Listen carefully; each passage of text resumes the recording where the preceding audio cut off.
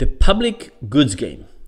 The public goods game is a kind of a game where we test people's selfish impulses compared to how they work together as a group, where the common group resources and the benefits of everybody depends on how people work together. So for example, in a common setting, this specific one is based on the research by Ernst Fehr and Simon Gachter. In this experiment, you take groups of 4 people. These 4 people don't know each other, they sit in different rooms, and they'll never meet each other. And you give each of them a resource, in this case, 20 tokens.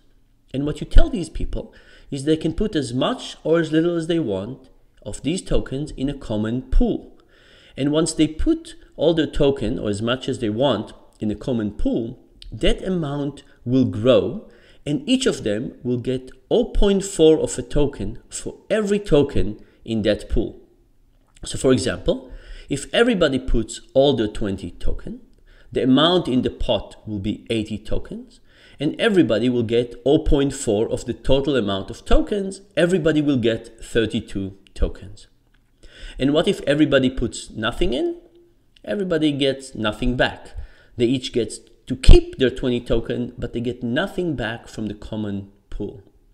So for example, think about the following case. What if 2 people put 0 and 2 people put 20?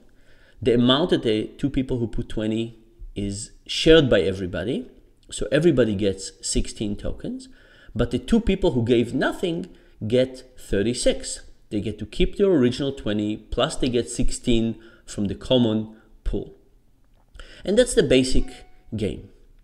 Now, in addition to this regular condition, and in this regular condition, you play this game over and over and over to see how evolution takes place, how cooperation and selfishness play themselves over time. There's another version of the game, which is the same public goods game, but with punishment. What happens when there's punishment? When there's a punishment, after each round, players are given the opportunity to spend some of their own earnings, some of their own tokens, to make the other people suffer. Now, this is not a transfer of cash. It's not as if you can go and take tokens away from the other people. You could just spend money to punish them. Pure punishment. And again, this punishment condition takes place over time, where you can see how things evolve over time. So here are some questions to consider. In the regular conditions, how do the contributions change over time? And by the last round, what is the average contribution? And how does this work for the regular condition? And how does it work for the punishment condition?